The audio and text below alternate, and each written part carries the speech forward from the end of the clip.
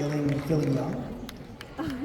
So today, I know some of you have seen me talk before, and some of you are new to this presentation of mine. I've added some new things for those of you who saw me and Serena last time in Hawaii. And it's really my great honor, it's our great honor to be back. Thank you for having us. Well, so what I want to do is talk a little bit about why the future is going to be different than what most people think. The science of aging is changing so quickly that it's hard to imagine where we will be just 5 years from now.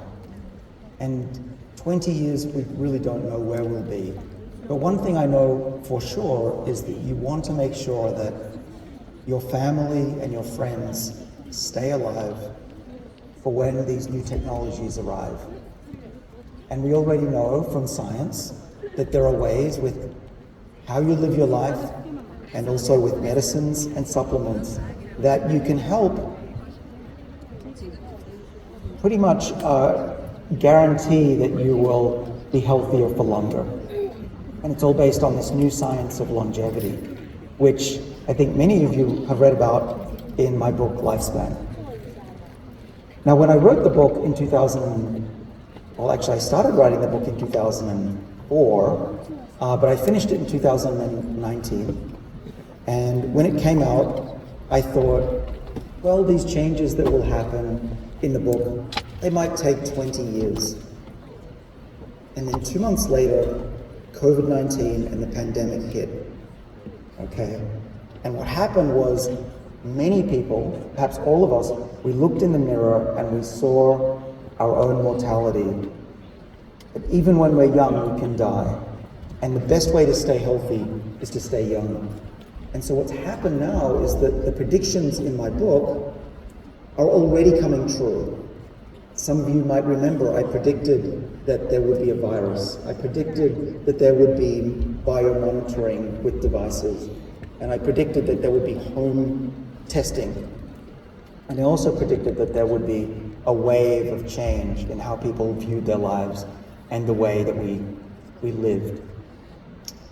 And you probably remember that I declared that aging should be a disease, that we should treat it like a disease. And I think a lot of the world now, including the World Health Organization, has woken up to this possibility. And that really is a different view on healthcare and on our own health. The good news is that we no longer have to age at the normal rate. We now know how to slow this process down. So now many of you have met Serena. I'm one of the luckiest men in the world to have met my female equivalent. Serena is a longevity expert who complements me. Her expertise is in, of course, longevity, but she knows a lot more about me than nutrition and lifestyle and brain health and spirituality and certainly female health. And so together we come as a team, and we've been traveling the world for, almost 2 years, speaking around the world, spreading the message about health and longevity. And you can see some of the pictures here of our journey around the world. And I'm certainly blessed to have a partner in all of this. In my book, I talk about my grandmother, Vera. I wanted to write a book that was personal so that everybody could identify with their own family members. Most of us have seen a family member get old and sick and eventually pass away. And it's so tragic to see what happens to somebody in their 70s and 80s and 90s, especially when it's somebody very close to us. And I watched this happen to my grandmother, Vera. Now, she didn't know the longevity science. She lived a normal life. She smoked, she drank, she didn't exercise, and she became very sick late in life. She did make it into her early 90s, which was surprising, but the last 10 years of her life were not a life at all. It was not a good life. Now, if you Contrast her life with her son's life, my father, Andrew Sinclair. It's completely different. My father has embraced the longevity lifestyle. He's a scientist. I'm not experimenting on my father like some people think. I'm actually very proud of my father because he read the scientific papers, some from my lab and others from, of course, around the world. And he's applied this knowledge to his own life. So when he was in his 60s, which is late to begin, but still in his 60s, he started doing the right things. He started taking resveratrol, he started exercising, he started eating less meat and eating less often. Now he's 84, right? He was in my book, I think in my book he was 79 or 80. He's now 84, and he's still in perfect health. He still enjoys life like he did when he was 40. He likes to complain about his health, but he's actually in really good health. His latest complaint is that his vision is declining slightly, but he can still drive a car at night without glasses, so it's not so bad.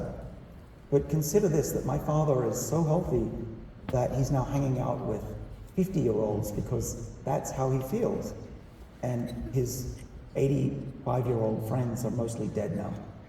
So that's, of course, tragic, but what I'm hoping is that my father serves as a beacon of hope for all of us, that most of us and our family members will be able to look forward to being healthy in our 80s, 90s, and beyond, and not worry about getting heart disease and cancer and diabetes. In my view, with today's technology, and certainly with tomorrow's technology, these diseases don't have to happen. We can prevent cancer now with blood tests and scanning. We can prevent diabetes with lifestyle and medicines and supplements. And heart disease, we have some really great drugs. So the major killers that killed my grandmother, and she died from cardiovascular disease, they don't have to happen like they did to previous generations. We, in our life, we can, if we have a little bit of luck, but mostly because of how we live, we can live into our 90s and perhaps beyond that without any diseases.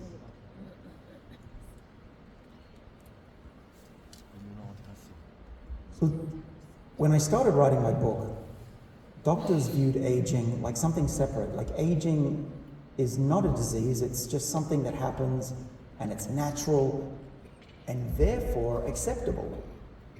So how many of you have been to a doctor and the doctor said, well, you're losing your eyesight, or you have an ache, or you have a pain, or your teeth are wearing out, or you're losing your hearing, but that's just normal aging. Well, I refuse to accept that. Normal does not mean that it's good. In fact, normal aging is not good. We want extraordinary aging. We want a slow aging. And so I think we should regard aging and diseases as the same thing. Now that's not just a definition, it's actually scientific. The science tells us that what's causing these diseases, for the most part, is aging itself. Diabetes, heart disease, even cancer has a major component, a major part of these diseases is the aging process. And interestingly, it's the same process that causes dementia and heart disease is happening at the cellular level for the same reason. And I think we've identified one of the main reasons we get old, and that's what I want to talk about now. Now, I started as this is a photo when I was 27, and I was working with Lenny Guarente at MIT in Boston, and we were, as part of a team, looking for genes that control aging in yeast cells. And I've got a picture I took of a yeast cell here.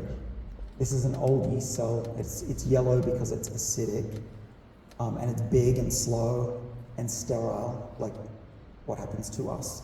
But this microscopic yeast cell, we found that we could make it live longer by changing just one gene. The gene was called a sirtuin. And yeast have 5 sirtuin genes. We have 7 in our bodies, and they require NAD to work. And I think all of you know about NAD. But this is where the story began, in yeast cells. And then when I moved to Harvard, my lab tried to understand what is it about NAD and sirtuins that controls lifespan. And we discovered that the food that the yeast were eating and the temperature that the yeast were growing in affected their life and how long they lived by acting through NAD and sirtuins. So when the yeast cell was stressed, worried about dying, it made more NAD, and the sirtuins protected the cell from damage and protected what I refer to as the information in the cell. And I'll talk about that in a minute. But importantly, we could finally connect diet and the environment to health and longevity through a very simple genetic mechanism. And that was the big breakthrough in the early 2000s. So the theory that I've come up with to explain these observations is the information theory of aging, or ITOA. And what it says is that aging isn't just wearing out. It's not like we're just cars that break. We're more like computers, and that aging is the loss of the software or the corruption of the software. Or if you have a phone and you get that spinning disk when things don't work, that is more like aging. And the important thing about that model, that hypothesis, if I'm right, it means that we may be able to reboot the system, to reinstall the software of the body and rejuvenate ourselves to be young again. And let me tell you how we think this can be done. So another analogy I want to share with you that I put in my book is a compact disc. When we're young, we have lots of information that can be read in beautiful music. So when we're young, we have beautiful music. When we're older, it's like scratches on the CD, and you cannot read the music anymore. But the music still is beneath the scratches. So if you polish off these scratches on the CD, then, I know it's old technology, but this allowed the music to be played again. And I think aging is the same. If we just polish off the scratches, when we're old, we can read the beautiful music of our bodies again. So this is what it looks more like in the cell. So there are 2 types of information that we lose as we get older.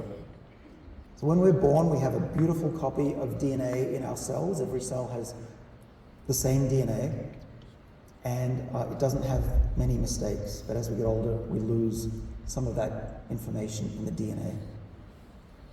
But importantly, it's not so much the loss of that information that causes aging.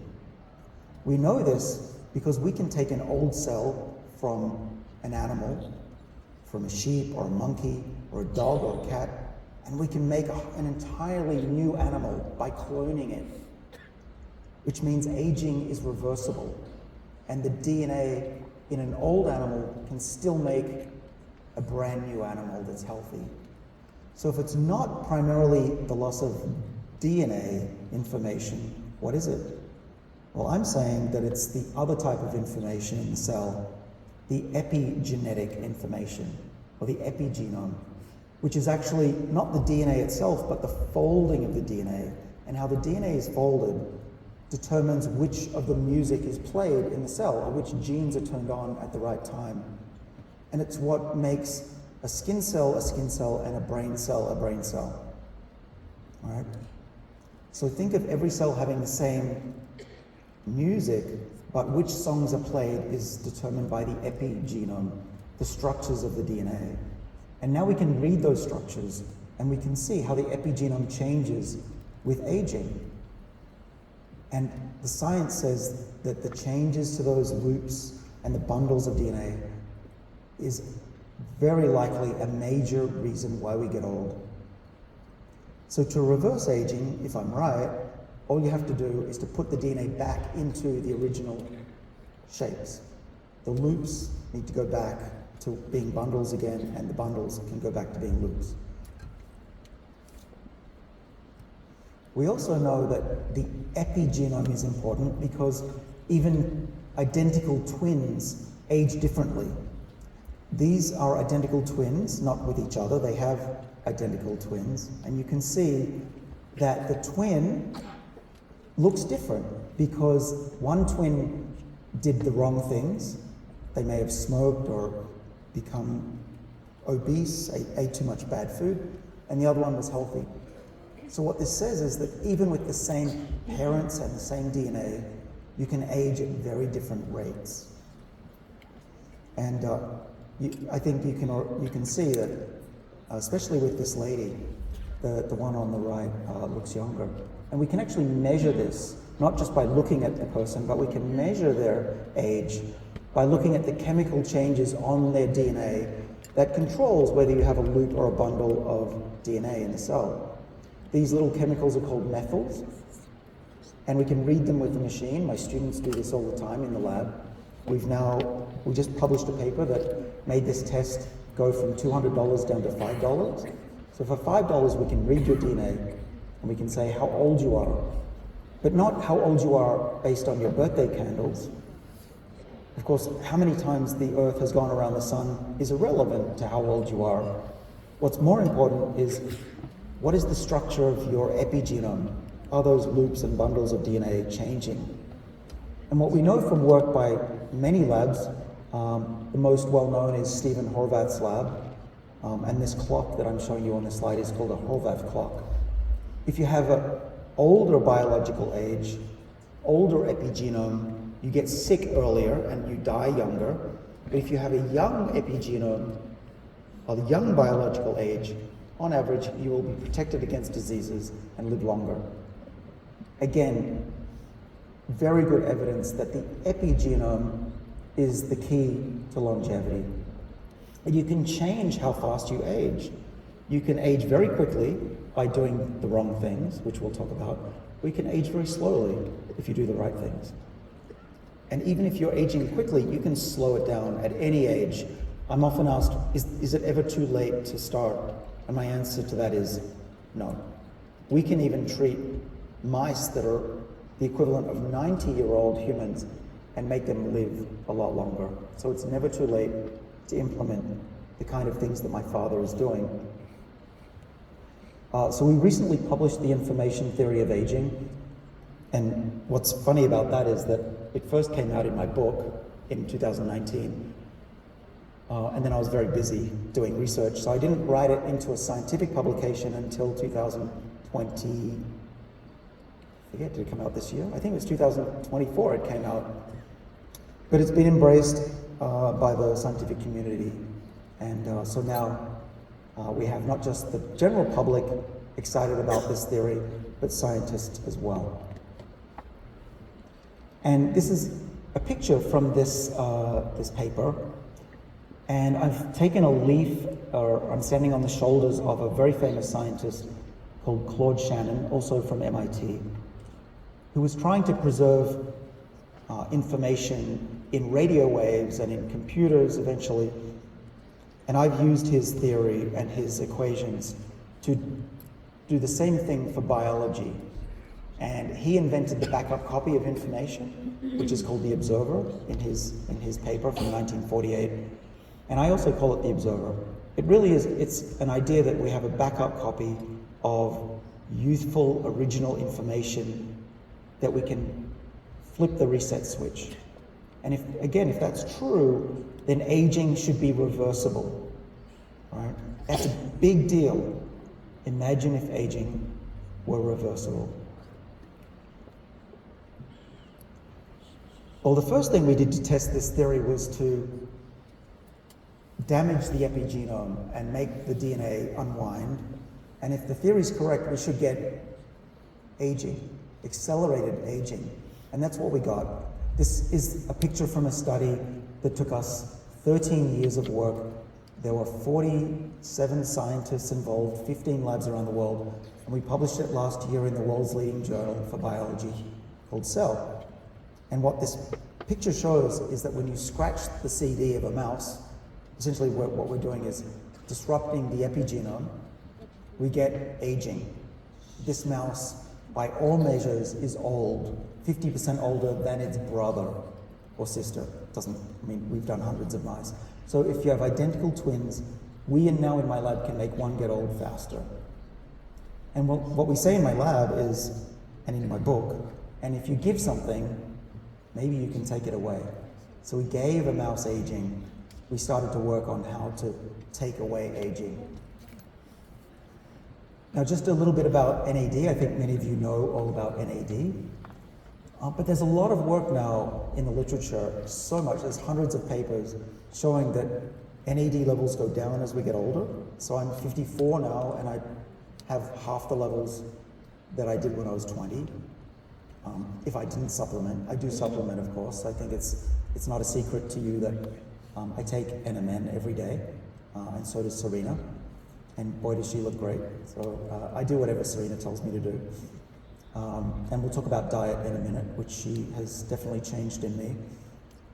So NAD is, because it's going down with aging, we've been working on ways to raise NAD to make the cellular defenses against aging more active. The sirtuins, not the sirtuins in yeast cells, but the sirtuins in our bodies, though it works in yeast as well. And what this slide shows you is that by giving precursors to the body to make NAD, we can raise the levels. And I'll show you some clinical trials in humans in a minute. What's happening after you raise the NAD levels, it's very complicated. There's hundreds of things that happen that are good for us. There's improved blood flow, there's less inflammation, cells survive better, the brain works better. In animal studies, of course, we don't fully have all this done in humans yet, of course. But lots of good things happen, as I put on this slide, including the recycling of proteins to keep the brain healthy. The NAD booster that I've been working on for the last decade is NMN. This is NMN here on the slide. There are other precursors, but NMN in our hands works the best in mouse studies and seemingly in human studies as well. Now, one of the first things we did, let me see, are these mice running yet? Yeah, it's a little bit slower, but the mouse on the left has been drinking water that has a little bit of NMN in it. And in 2018, we published this paper in the same journal, Cell, and we found that when mice drink NMN water, they can run 50% further. They run like they were young again. So these are old mice, I didn't mention that, but these old mice become young again. And what happens is that their muscles have more blood in them, there's better flow of blood. And then this was also shown later by a collaborator of mine to work in the brain as well. So it seems like NMN rejuvenates the vascular system in the mouse, and we're looking for the same things in humans as well. We're doing those studies now. So there have been some studies published. If any of your friends or clients ask, well, what's the proof in humans? You can point them to these papers that are coming out. These papers have been done by many different labs now. This is a study that I was involved in at Harvard. Shailendra Basin is the doctor who ran these studies.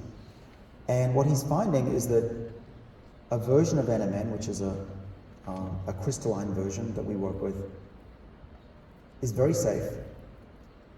And we're starting to see benefits. We see lower blood pressure, lower cholesterol, lower triglycerides, with just 4 weeks of taking either 1 gram or 2 grams a day. And this is the other study that you might want to look up. It's available online, you should be able to get it. And this was done in overweight people. And we chose overweight people because they have the lowest NAD levels, thinking that we'd have a big effect. And in this study, you'll see that there was better cholesterol, better blood pressure, and better triglycerides.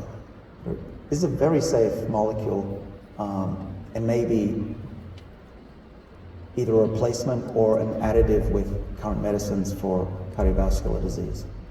But we're also looking for other changes that includes improved endurance, better running, better strength, even better memory.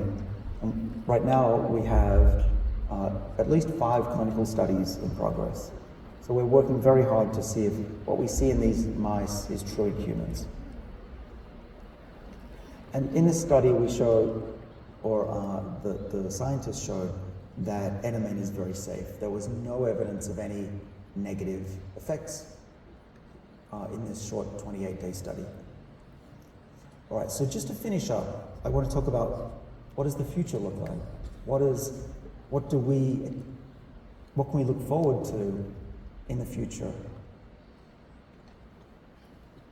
If I'm right about the information theory of aging, then we should have a backup copy of youth, and if we push the reset button, we should get younger. Not just by a little bit, by a lot. And we started working on this, about 6 years ago, and we wanted to find a way to reset the cell to be younger. And one idea that we had, actually a student of mine had, was that we could use genes that keep embryos young, keep eggs and sperm and embryos young. And there are many genes that keep embryos young, but there are 4 of them that are particularly interesting. It was discovered by Professor Shinya Yamanaka he published it first in 2006. He won the Nobel Prize, I believe it was in 2012, for showing that 4 embryonic genes, when you put it into an older cell, that those cells can become stem cells again, as I show on this slide. But this could not be used for aging reversal, because if you turn our bodies into stem cells, we'll have cancer. And it's known if you turn on these 4 Yamanaka genes, which we call O, S, K, and M for short. If you put O, S, K, and M into a mouse, it's not healthy. It dies within 2 days. This is not advisable. Do not try that at home. But my student, whose name is Wencheng Wu, he's now at MIT, he has moved on. He had a breakthrough. Actually, he was about to quit his Ph.D. He was very upset in my office to the point of crying. And I said, you should keep going. I have a good feeling that we'll make a breakthrough. And he tried a very important experiment. I think it'll turn out to be an historical experiment. He tried, instead of putting the 4 Yamanaka genes into old human cells, he put 3 of them, just the 3 OSK. He didn't put the M gene in, the MYC, because it causes cancer. And what he found was that if we used just 3 of the Yamanaka genes, something amazing happened. The human cells got younger, but they did not turn into cancer. They just became younger and stopped. They didn't go back to being a stem cell. And this was a breakthrough, because this is now the possibility of reversing aging safely for the first time. He proposed an experiment to me. He said, David, let's cure blindness in old animals. And I said, well, that's a pretty tough experiment. Can't we do something easy, like fixing the liver? And he said, no, I want to cure blindness. So he's a pretty stubborn kid. So I let him do the experiment, and I'm glad I did. In this experiment, these are not old mice, but these are mice that have damaged optic nerves. So one test for whether you can rejuvenate the body is to look at the growth of the optic nerve. And what you're looking at is, on the top band, a lot of death of the optic nerve. Because if it was healthy, it would be bright orange, but it's mostly brown. So it's dead after the damage to the optic nerve. And we know that nerves don't grow back if you damage them, right? If you break your back or you go blind, you do not recover.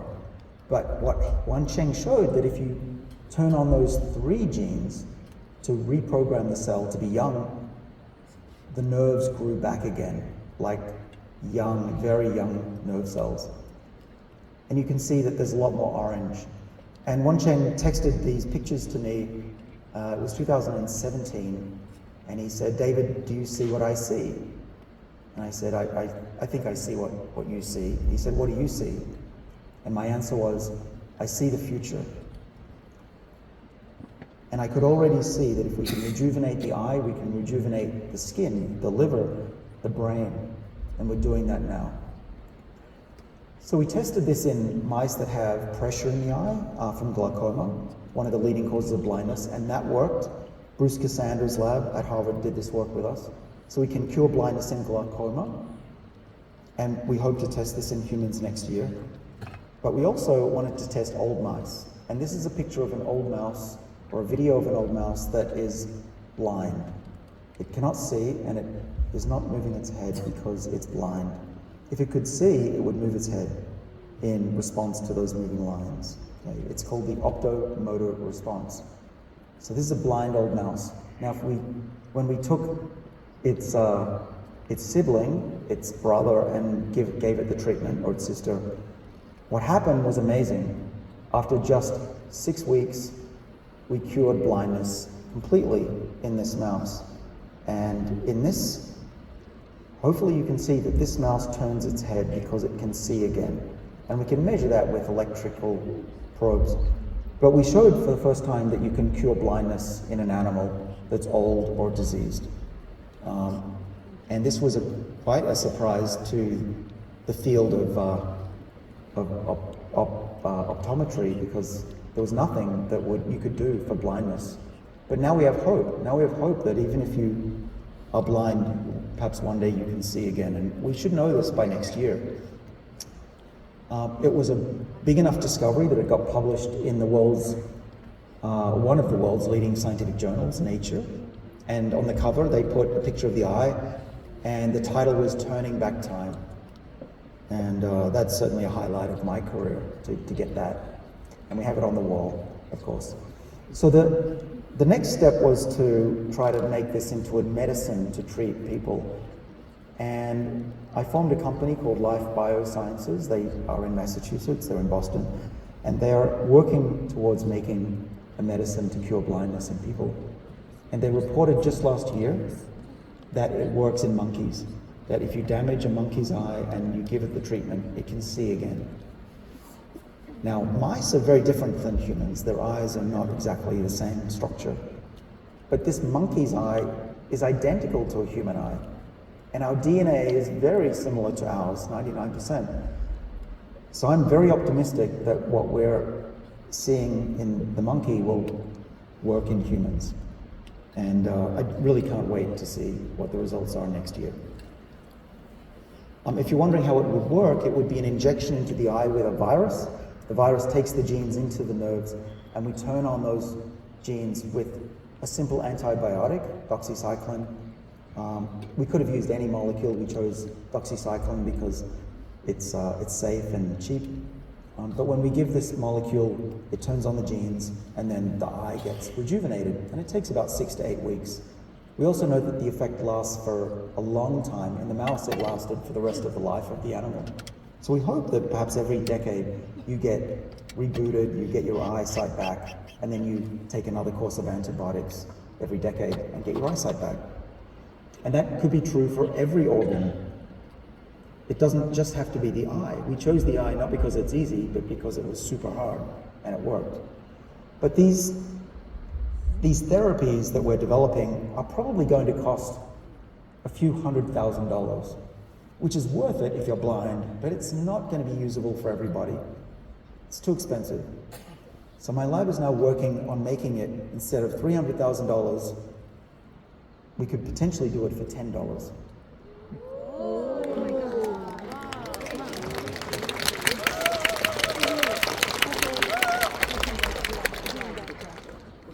And when this is possible, it's not an if, it's just a when it's possible, then the world will be a very different place. So how are we doing this? Well, I'm very fortunate that while I'm on the road with Serena, I have a very dedicated team of about 20 young scientists who are working every day, literally every day of the week, to make this possible. So I do want to give them credit. And what they're doing is they've developed ways to measure aging in a dish. Okay? And now we can look not just at one gene or one chemical, we can look at thousands, and with AI, millions, even billions of molecules, and see which ones can reverse aging. And last year we published a paper that identified the first chemicals that can reverse aging in cells safely. And we're looking for even better ones. And so what the future looks like, in my view, and this is an image from the paper that we published. In my view, it will be possible one day to take a pill and reverse the age of the body. I don't know if it's going to be in 2 years or in 20 years, but it is going to be possible. Thank you. We're also looking at reversing aging of the brain, because there's no point being young if you don't have your mind and your memory. And so a student, actually he's a postdoc who just left the lab, his name is Xiao Tian. He now works in San Diego in his own lab. What we're going to publish, so you're hearing it before it's published, what we're showing is that you can use the same genes to turn on in the brain and make a mouse's brain much younger. And when we do that, the mouse gets its memory back, meaning it can learn again. But we also see that memories that were lost come back again. So lost memories can also be reversed by this technology.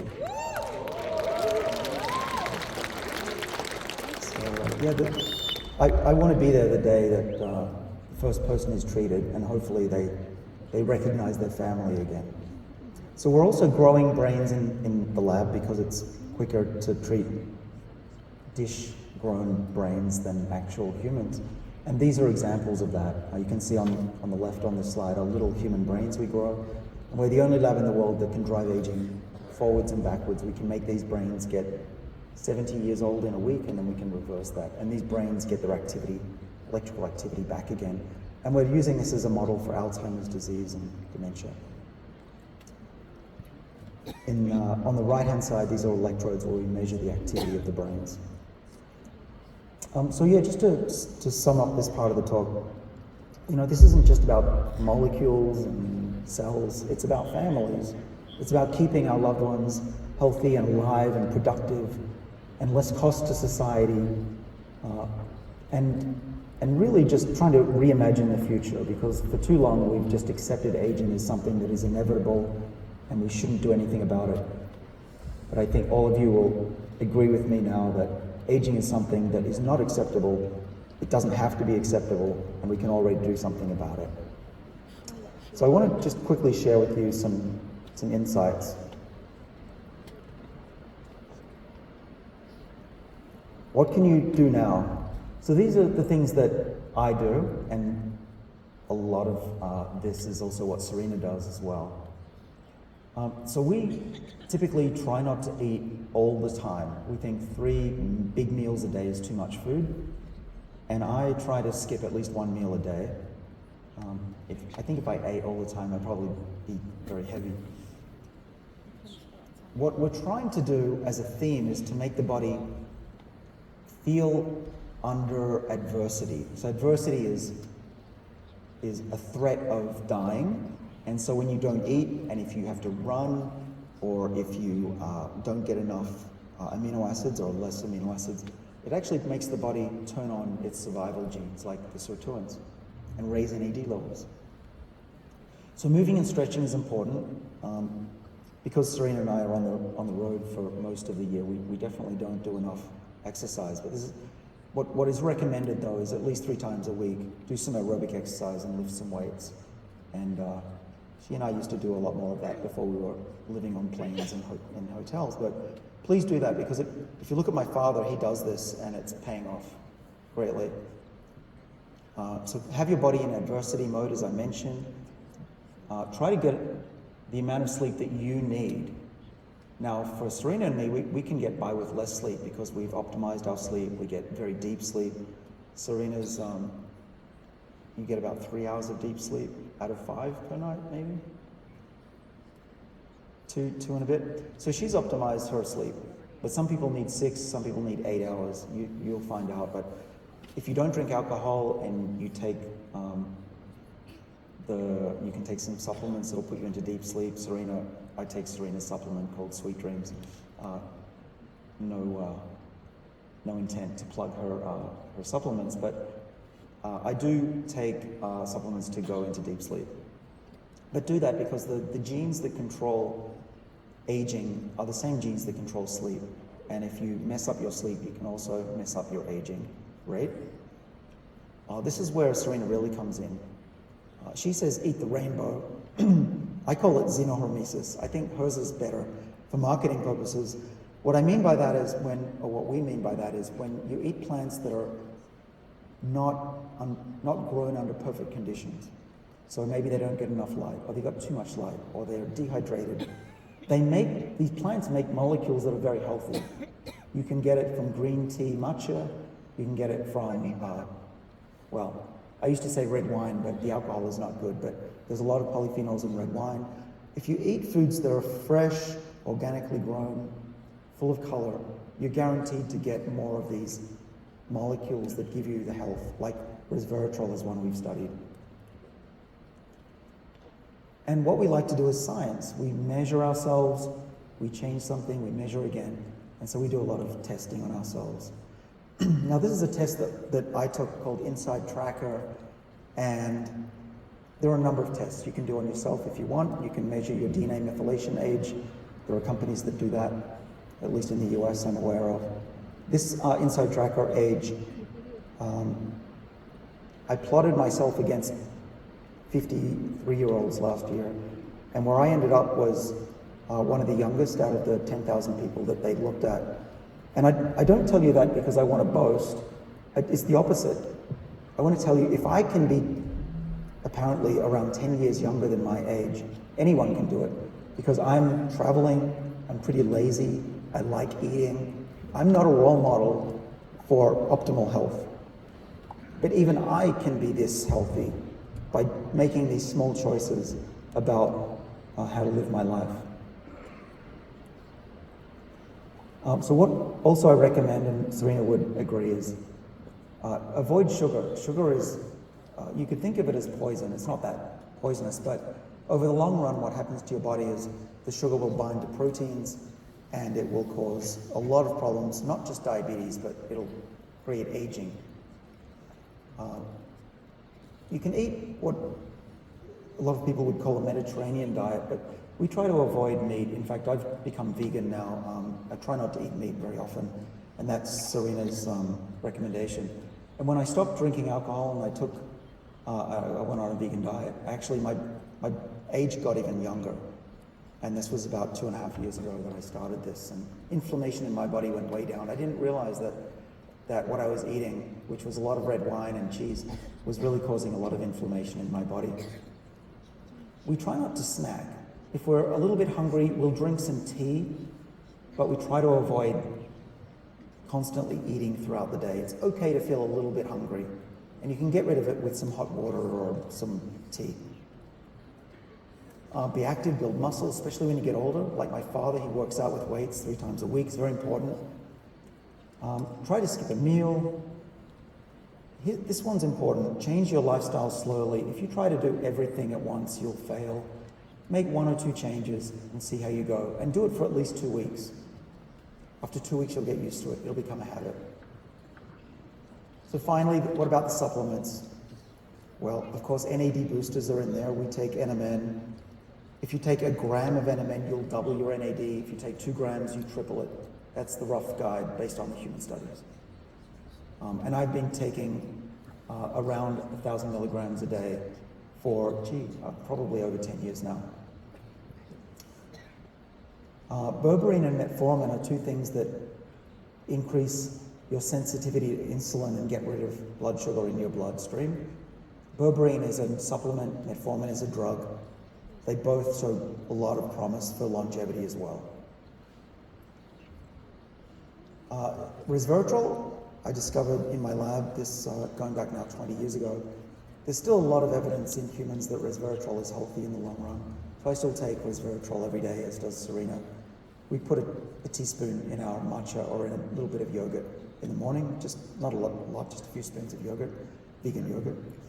Physeden I mentioned because it's also a SIRT1 activator, like resveratrol is, but it also is known to kill off senescent or old zombie cells. Spermidine is interesting because it stabilizes the epigenome and mimics fasting. You've got to make sure your vitamins are good. So I'm not in the sun very much, so I take vitamin D. I also take K2, which is important for the cardiovascular system. what else we've got? The B vitamins are very important if you don't eat a lot of meat. And alpha lipoic acid is something that'll rev up your metabolism. So I've been taking that for about 15 years. And what else have we got here? Oh, I take an aspirin. Serena doesn't. I believe that over the long run it's helpful for the cardiovascular system. And we take for inflammation omega-3 fatty acids, 3, 6, and 9, all 3 types. You can get this from fish oil, or you can get it synthesized. Either way, as long as it's pure, it's very good. Now, often people say, which supplements should I choose? Now, you want to get it from a supplier that is reputable, that has, perhaps you guys know more than I do about this, but what I look for is that the supplement has to have the right color. It has to come from a company that shows that they've tested its quality. And GMP, those 3 letters are important too, good manufacturing practices, in the US at least. So I want to end by saying it's a very exciting time to be alive. It's a bit like when the Wright brothers discovered flying. People knew the world would never be the same. But the ability to slow and reverse aging, as it's now becoming possible, is even more important than flying. It's going to change the world perhaps as much or more as AI is changing the world right now. And I think the 21st century that we live in now is going to be remembered not just for computers and AI, but it's going to be remembered as the century that we learned how to control our own biology for the first time. And thank goodness we're all still alive to be able to witness this radical change and help others also live the best possible and longest lives that they can. Thank you for having me back. I appreciate it.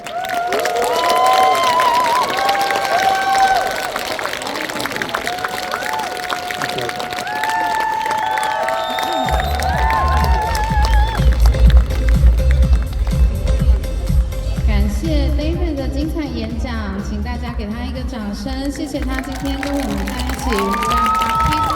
It's our pleasure to have David with us today. 抗衰老是全人类永恒的课题。凯利生命科学基金会致力于挑战人类社会在生命科学技术领域的难题。我们将携手包含 David Sinclair 博士在内的全球顶尖科学家，以求成为社区健康公益援助的生力军。